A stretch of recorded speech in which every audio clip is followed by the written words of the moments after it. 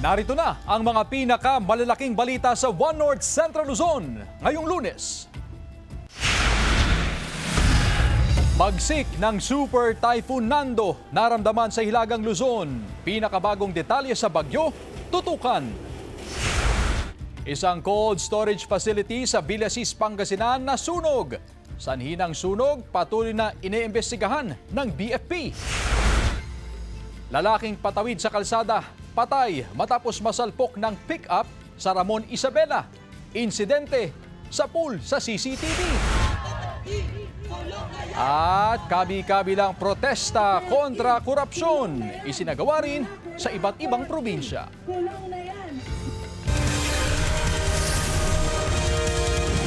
Ito ang GMA Regional TV, One North Central Luzon. Magandang hapon, ako si Chris Zuniga.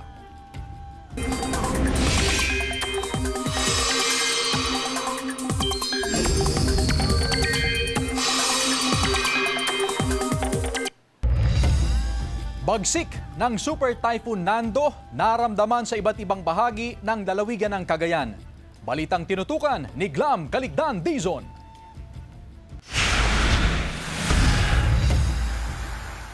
Simula kaninang madaling araw, ramdam na ang hagupit ng Super Typhoon Nando sa Calayan, Cagayan. Kinaumagahan, kita ang lakas ng hampas ng alon sa dalampasigan.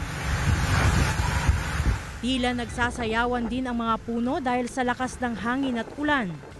Sa ibinahaging video ng Calayan Municipal Information Office, kaninang umaga nawalan ng kuryente sa Calayan at ramdam na ang lakas ng hangin na dala ng super bagyong Nando. Sa video naman nakuha ni Elma Mariano, kita ang paghampas ng alon sa dagat sa dalampasigan na umabot na ang tubig hanggang sa kalsada. Sa Barangay Balatubat sa Camiguin Island, ramdam din ng mga residente ang lakas ng hangin at ulan. Sa Apari, Cagayan, malalakas din ang hampas ng alon sa dagat kasabay ng pag-uulan. Pinadapa rin ng malakas na hangin ang ilang palayan sa Lallo, Cagayan. Nangangamba na ang ilang fish cage owner sa Bugay, Cagayan dahil sa pag-apaw ng tubig sa ilog. Kung tuloy-tuloy pa umano ang ulan at pag-agos ng tubig mula sa mga highland area sa Cagayan, maaari umanong masira ang kanilang mga fish cage. Tinulungan na ring makatawid ang mga residente mula sa bayan ng Bagao dahil sa pag-apaw ng tubig sa Bagunot Bridge. Patuloy ang paalala sa publiko na iwasan munang dumaan sa Bagunot Bridge dahil hindi pa ito madaanan. May mga punong nabuwal. Ang bubong ng ilang bahay at establishmento ay halos matuklap na. Sa latest situational report ng Cagayan PD-RRMO, mahigit 2,700 na pamilya ang apektado ng Super Typhoon Nando. Ang nasa evacuation center mula sa iba't ibang bayan sa Cagayan. As of 11 a.m. ay nasa mahigit 2,100 na o nasa mahigit 6,800 na individual. Dumagundong naman ang hampas ng mga alon sa Basco, Batanes kaninang umaga. Parang pumipito na rin ang lakas ng hangin. Sa town proper ng Basco, Batanes, ramdam din ang lakas ng hangin at ulan na dala ng Super Typhoon Nando. Sa monitoring ng Batanes Police Provincial Office, may ilang puno ng saging ang nagtumbahan. Glam Caligdan Dizon, One North Central Luzon. Mga residenteng nakatira sa tabing dagat sa Dagupan City nangangamba sa posibleng epekto ng Super Typhoon Nando. Nakatutok live si Jasmine Gabriel Galban. Jasmine? Chris, sa mga oras nga na ito ay ramdam ang malakas na bugso ng hangin dito sa coastal areas ng Dagupan City. Medyo mataas at malakas din ang alon sa baybayin. Bagamat ngayong hapon, Chris, ay bahagyang huminto ang buhos ng ulan. Pero magkaganon pa man ay patuloy na naka-alert at nakamonitor ang CDRRMO sa coastal areas, ganun din sa mga island barangay sa syudad. Maghapong pinakikiramdaman ni Aling Emma ang lagay ng panahon sa kanilang lugar sa Sitio Korea, Bunuan, Binlok, Dagupan City. Malapit lang ang kanilang bahay sa baybayin at kung lalakas daw ang hangin, saka pa lang daw sila lilikas ng kanyang pamilya sa evacuation center. Natatakot din po, ma'am, pagka malakas ang hangin. Hindi ko lang po yung alam kung makakalikas kami kasi may mga apo din akong kasama. Nakahanda na rin ang gamit ni Cheryl at maging ng kanyang pamilya. Kung tataas ang alon sa baybayin, tsaka pa lang daw sila lilikas ng kanyang pamilya. Nangangamba po kami, ma'am, kasi yung sa may tabing dagat po, pag ganito pong panahon, ma'am, lumalakas po yung alon. Moderate to heavy rainfall ang naranasan maghapon sa lungsod. Pero sa kabila nito, naka-alerto ang otoridad sa posibleng epekto ng Super Typhoon Nando sa syudad pagsapit ng gabi. Kaya naman, inirekomenda ng CDRRMO sa mga residenteng nakatira sa mga island barangay at maging sa coastal areas na magsagawa ng preemptive evacuation. Open na yung mga evacuation centers naman and ready to accept evacuees. And mamaya, check po natin sila mamaya kasi ang usapan namin is dapat before nightfall, nakapag-preempt na sila. Nakaranas din ng pagbaha sa ilang lugar sa Dagupan City kaninang umaga, pero ito'y bunsod ng high tide. As of 2 p.m. ay nasa normal level ang antas ng Pantal-Sinukalan River. Wala pa namang napapaulat na pagbaha sa ilang barangay bunsod ng pag-apaw ng tubig sa mga kailugan. Sa ngayon, bukas ng lahat ng evacuation center sa Dagupan City. Chris, dahil na nga rin sa may kataasan at kalakasan ang alon sa baybayin ay mahigpit na pinapatupad ng lokal na pamahalaan yung no swimming at no fishing policy. Actually, may mga nakabantay na Coast Guard sa baybayin para matiyak na walang mga mangingisdang papalaot sa baybayin. At meron din mga nakabantay na personnel mula sa Tondaligan Park para matiyak na hindi maliligo yung mga turista na nagtutungo sa may Tondaligan Beach. Chris? Maraming salamat, Jasmine Gabriel Galban. Dahil naman sa nakabuhos ng ulan na dala ng super bagyong Nando, umabot na sa alert level ang antas ng tubig sa Marusay River. Nakaantabay pa rin ang mga kagamitan ng MDRRMO Calasiao kung sakaling kailanganin. Pangamba ngayon ng ilang residente na kung magtuloy-tuloy ang buhos ng ulan sa mga upstream ay maaari umanong umabot sa critical level ang antas ng tubig sa Marusay River. Patuloy naman ang paalala ng MDRRMO sa mga residenteng nakatira malapit sa ilog, mga flood-prone areas at sa mga mabababang lugar na maging alerto. In-expect po natin na sa susunod na mga araw ay tataas pa yung ating level at may posibilidad po na maabot natin yung ating critical level.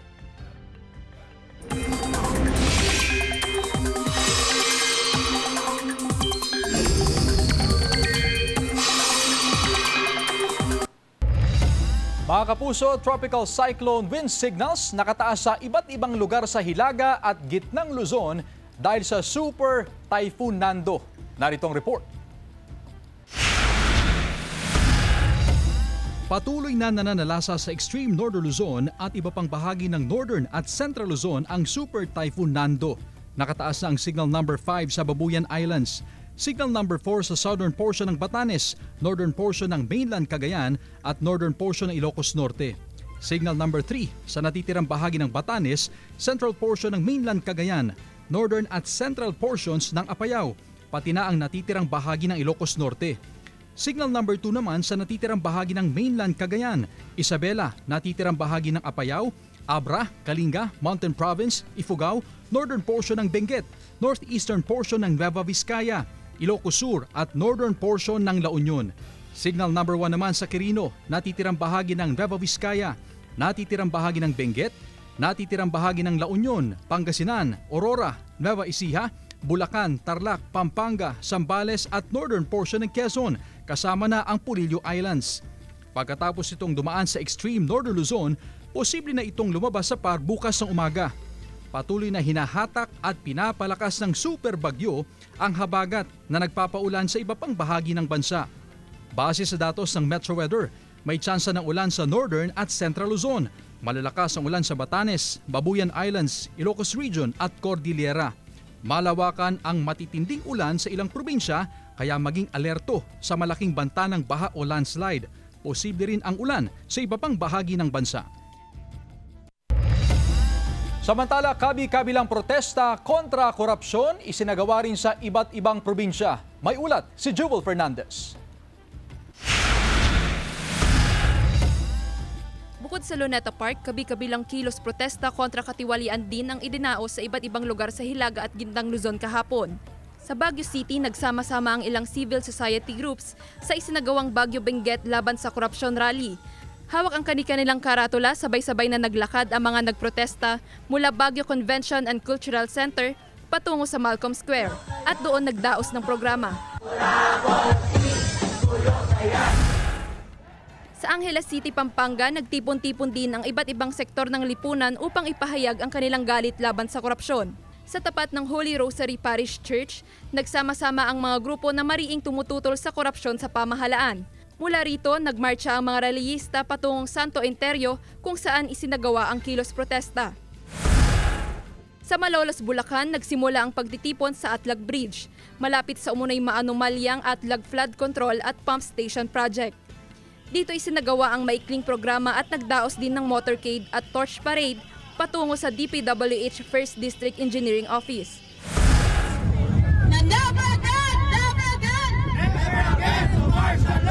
Ayaw namin sa kurap at ayaw namin sa korupsyon. Ito naman ang naging panawagan ng mga nakiisa sa Kilos Ilocos Norte kontra Corruption Rally na ginanap sa Aurora Park, Lawag City, Ilocos Norte. Kasabay ng protestang ito ang ika-53 anibersaryo ng martial law. Maliban sa mga placard at tarpaulin na kanilang ginamit sa protesta, agaw pansin din ang ginawang apple lakay cake. Nasa 400 kabataan at advocates labang sa korupsyon din ang nagsama-sama sa Rizal Park sa Tuguegarao City, Cagayan upang kondinahin ang talamak na pananamantala sa kaban ng bayan. Bit-bit ng mga nagkilos protesta ang iba't ibang placard paikot mula sa Rizal Park hanggang sa kakalsadahan sa syudad. Isinagawa rin kahapon ang Kilos La Union kontra Korupsyon Rally sa San Fernando City Town Plaza sa probinsya ng La Union. Nakilahok ang mga individual at grupo mula sa iba't ibang sektor at ang kanilang panawagan ay wakasan na ang katiwalian sa gobyerno. Sa Dagupan City, pinangunahan naman ni Lingayen Dagupan Archbishop Socrates Villegas ang isinagawang Stand Against Corruption Rosary Rally and Candle Lighting sa St. John the Evangelist Cathedral. Matapos magdaos ng isang misa, sabay-sabay na nagdasal at nagdirik ng kandila ang ilang Dagupenyo upang ipakita ang kanilang pakikiisa sa laban kontra katiwalian. To stand against corruption is a Christian duty. At kung hindi tayo maninindigan laban sa corruption, ay baka hindi na tayo naninindigan para sa Diyos. Joel Fernandez, One North Central Luzon.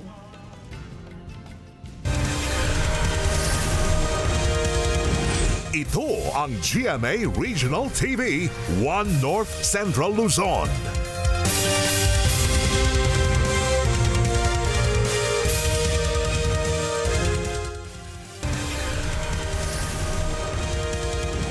Ito ang GMA Regional TV, One North Central Luzon. Malalakas na hampas ng alon sa mga baybayin nararanasan sa Lawag City. Storm surge, ibinabala ng otoridad. Mula sa probinsya ng Ilocos Norte, makibalita tayo live kay Sandy Salvacio. Sandy? Chris, nananatili pa ring nasa red alert status ang mga emergency response teams dito sa probinsya ng Ilocos Norte dahil sa inilabas na red rainfall warning ng Civil Defense sa probinsya. Kita at dinig ang malalakas na hampas ng alon sa dalampasigan ng Sabangan sa Barangay 33A, La Paz, Lawag City, umaga pa lang kanina. Ang taas ng alon halos umaabot na sa 2 metro.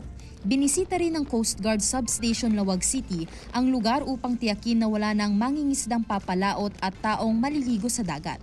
Mahigpit din nilang tinitignan ang posibilidad na umabot na sa mga kabahayan sa coastal area ang tubig mula sa dagat.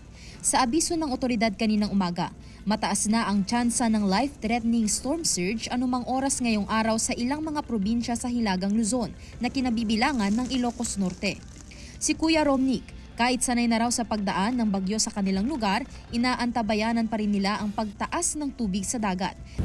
Ganyan sa tiragit ma'am kasi atapay ko ma'am, pinagtakil dito ng ma'am so isang at ko DJ para sa ma'am. Sa tala ng Ilocos Norte PDRRMO as of 8 a.m., nasa 63 families o mahigit 170 individuals na ang mga inilikas sa mga isinagawang preemptive evacuation sa mga bayan ng Pagudpud, Bacara at San Nicolas. Samantala sa Provincial Engineering Office ng Ilocos Norte, ready to deploy na rin ang mga heavy equipment gaya ng mga dump truck, payloader, backhoe, boom truck at iba pa. As of today, naka-prepare na lahat ng equipment natin. Ayos naman ma'am, nandito naman lahat ng manpower natin, operators natin, standby lahat. Handa na rin ang manpower ng Ilocos Norte DRRMO para sa pagresponde. Sa ngayon, kung nakikita niyo may mga mangilan-ilan lang na mga uniform personnel dito, sila po yung mga focal person nila para nandun pa rin sila sa mga headquarters nila, pero kung kakailanganin ng augmentation ng mga LGUs, nagpapadeploy kami doon. Chris, nasa likuran ko ngayon yung dalawang heavy equipment mula sa motor pool na idineploy ng Provincial Engineering Office dito sa Kapitolyo. At sa mga oras nga na ito ay may nararanasan tayong pabugso-bugsong ulan na sinasamahan pa ng malakas na ihip ng hangin. At sa pakikipag-usap naman natin kanina sa ilang mga barangay officials dito sa Metro La Paz o yung 5 barangay na kung saan yung kanilang mga lugar ay malalapit sa tabing ilog o tabing dagat, nabanggit naman nila na sa ngayon ay hindi pa nila kinakailangan ng mga karagdagang responders mula sa otoridad. At as of 2 p.m. nga ay isinailalim na sa Tropical Cyclone Wind Signal number 4 ang ilang bahagi ng Ilocos Norte, katulad na lamang ng Pagudpod, Burgos, Banggi, Dumalneg at Adams, at ang mga natitirang bahagi naman ng probinsya ay nasa ilalim ng Signal number 3. Yan muna ang mga latest na balita dito sa Lawag City, Ilocos Norte. Balik sa iyo, Chris. Maraming salamat at mag-ingat kayo. Sandy Salvasio. Ilang palayan sa Bangaldan, Pangasinan mas lalo pang nalubog sa baha dahil sa tuloy-tuloy na buhos ng ulan. Naritong report. Dahil sa tuloy-tuloy na buhos ng ulan na dala ng Super Typhoon Nando, mas lalo pang binaha ang ilang palayan sa Bangaldan, Pangasinan. Halos umapaw na rin ang ilang creek sa bayan. Tuloy-tuloy ang pag-iikot ng MDRRMO para i-monitor ang sitwasyon sa bayan. Pinakabinabantayan ng LGU ang mga barangay ng Anolid, Banawang, Bunlag, Landas, Usyom, Navaluan at Nibaliw dahil na rin sa posibilidad ng pagbaha. Ginagawa po namin ma'am ngayon, umiikot po kami sa mga barangay kasi sila kasi yung mga frontline din natin sa kanilang mga area. So parang kinakausap din na ihanda din yung kanilang mga gamit din. Karaniwan na unang umaapaw sa tuwing may sama ng panahon ng Payas Creek sa Barangay Anolid. Yung mga tanod po natin as in talagang umiikot po every purok at saka syempre yung level po ng tubig kasi sobrang lakas po talaga ng ulan. Kaya nakaantabay naman. Nakahanda naman ang mga residente sakaling umapaw ang Payas Creek.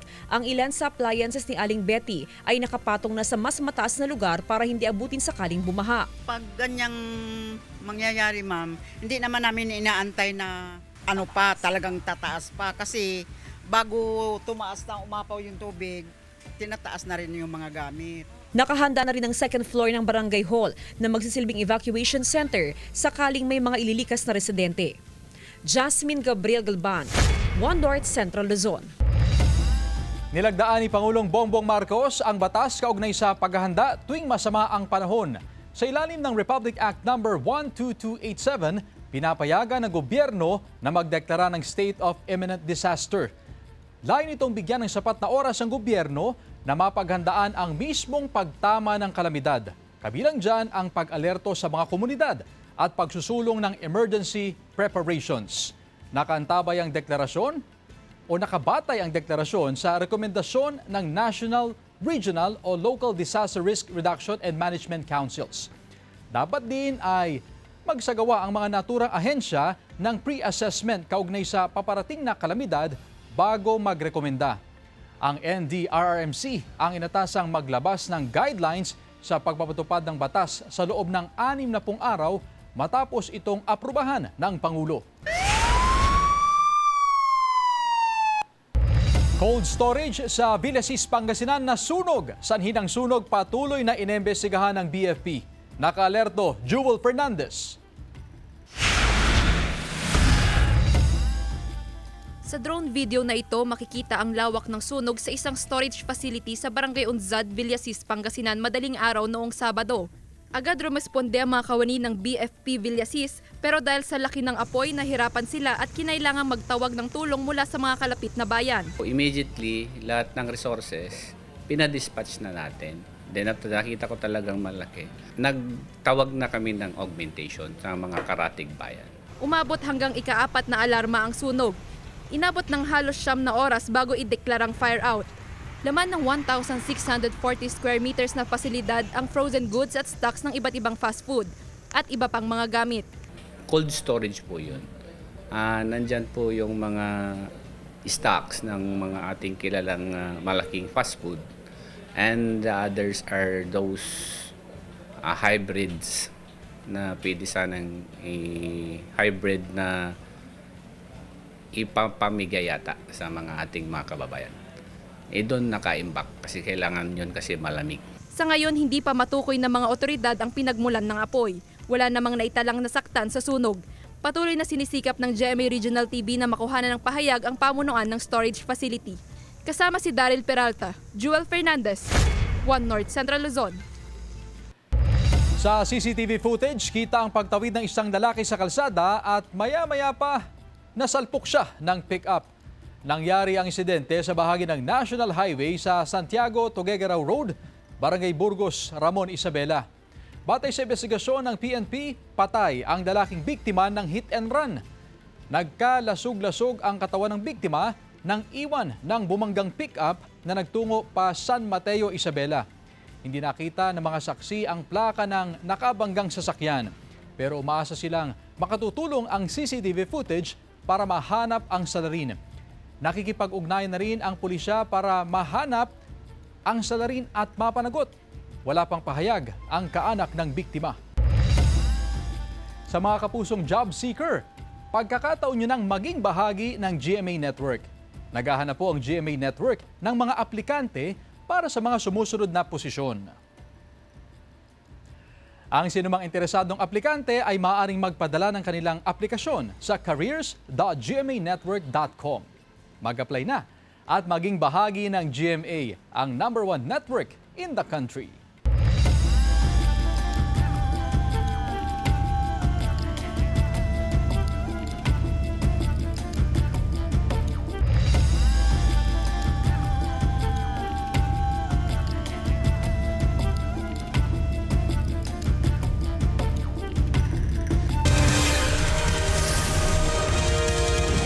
Ito ang GMA Regional TV, One North Central Luzon.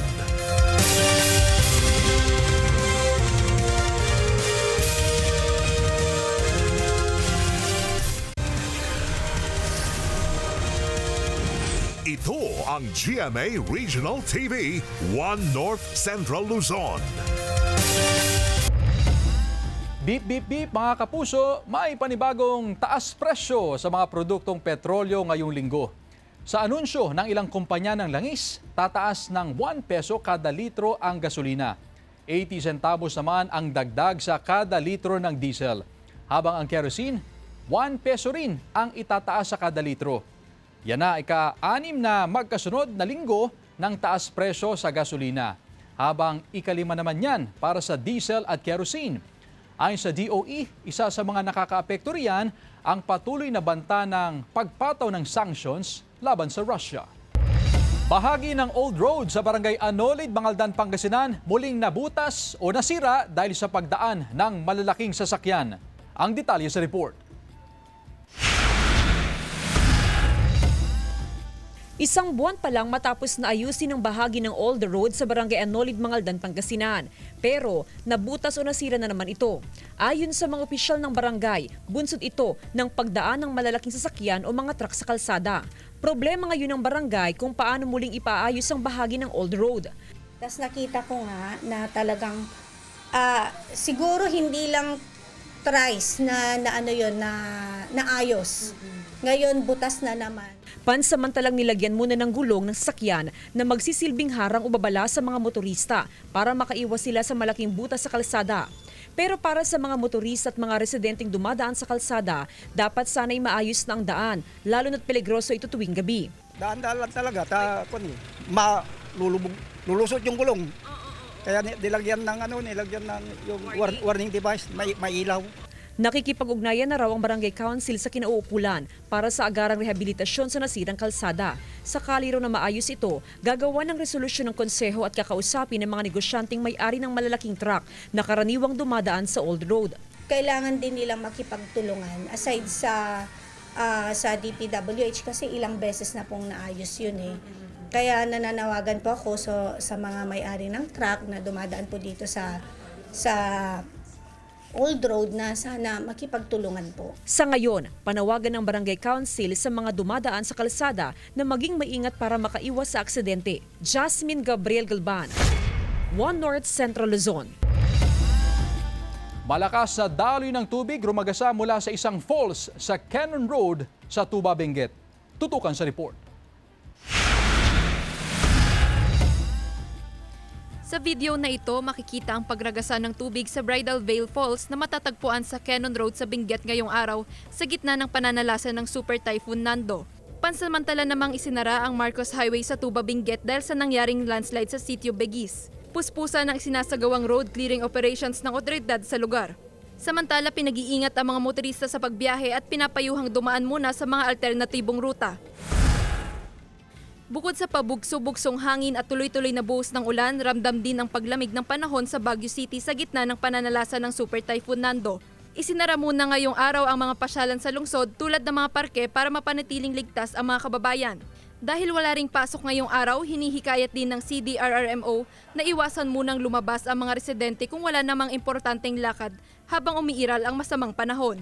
Nakatutok naman ang command center ng Baguio City sa mga landslide at flood-prone areas habang naka-red alert na ang lahat ng emergency units sa lungsod para mabilis na makaresponde sakaling kailanganin. Round the clock naman ang monitoring ng PDRRMO sa mga bayan sa Zambales. Nagpatupad na rin ang probinsya ng preemptive evacuation sa ilang lugar. Pero dahil preemptive evacuation lang, ayaw pang magsilikas ng ilang residente. Gaya na lamang ng ilang nakatira sa Sitio Corocan, Barangay Lipay, Dingin sa Iba, Zambales. Delikado pa man din ang kanilang lugar lalo na ngayong may bagyo dahil napapagitnaan sila ng ilog at dagat. Patuloy na binabantayan ng PDRRMO ang 13 na bayan sa probinsya kabilang ng 11 coastal municipalities. Joel Fernandez, One North Central Luzon. Kalat-kalat na pag-ulan ang naranasan naman sa lalawigan ng Pampanga sa bayan ng Macabebe. Lubog sa baha ang 14 na barangay dahil sa patuloy na pagbuhos ng ulan dulot ng bagyong Nando na lalo pang pinalala ng high tide. Pinakamataas ang antas ng tubig sa barangay Matagiti, Macabebe, Pampanga na umabot sa 1 hanggang 3 talampakan. Sinundan ito ng barangay Saplad David na may bahang umaabot sa 2 hanggang 2.5 talampakan at ang barangay Telaksan na nakaranas ng 1 hanggang 2 talampakang baha. Nakalerto ang Municipal Disaster Risk Reduction and Management Office sa sitwasyon ng mga residente sa lugar. Samantala, male kaliko na mataan sa Capon Drive sa Pangasinan. Silipin sa report.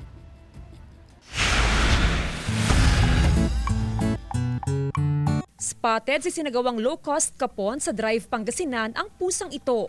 3 ang kulay ng kanyang balahibo, patsi-patsing itim, puti at orange. Ang tawag sa pusang ito, Calico Cat.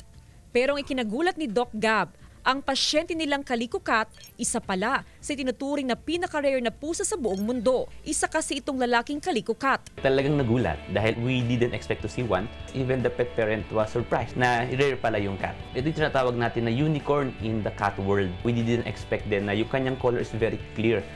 Masaya po ako nung nakita ko po na meron na akong male Calico. Kaya kinip ko po talaga siya. Ang mga male Calico Cat ay rare kung ituring dahil isa lamang sa bawat 3,000 Calico Cats ang lalaki. Bunsod ng genetics ang kulay ng kanilang balahibo. Ang kulay ng balahibo ng pusa ay konektado sa X chromosome. Para maging Calico, kailangan ng pusa ang 2 X chromosomes. Babae na pusa ang may 2 X chromosome, kaya sila ang kadalasan nagiging Calico. Ang lalaki naman ay may 1 X at 1 Y, kaya isang kulay lang ang kaya nilang dalhin.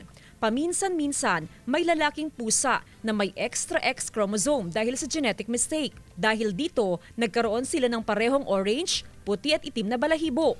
Karamihan din daw sa mga male Calico Cat, maraming health issues. Kaya laking tuwa ni Doc Gab na ang kanyang naging pasyenteng male Calico ay malusog. it's very rare to see a matured male one. So talagang walang plan, it's just a surprise. Jasmine Gabriel Galban, One North Central Luzon. Mga kapuso, 94 days na lang. Pasko na. Samantala, mapapanood niyo po ang episode na ito at iba pang pinakahuling lokal na balita sa official website ng GMA Regional TV, www.gmaregionaltv.com.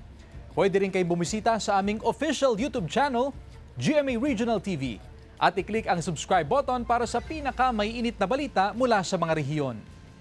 Nais din naming pasalamatan ng mga kapuso sa Hilaga at Gitnang Luzon, maging ang mga kapuso natin abroad. Dahil sa GMA Regional TV, local news matters. At yan ang mga pinakamalaki at pinakahuling balita sa Hilaga at Gitnang Luzon. Maraming salamat sa pagsama sa amin pati na ang mga kapuso sa ibang bansa na tumutok sa mga balita sa rehiyon. Ako po si Chris Zuniga. Kami ang GMA Regional TV, One North Central Luzon. Buong puwersa para sa mas malaking misyon at mas malawak na paglilingkod sa bayan.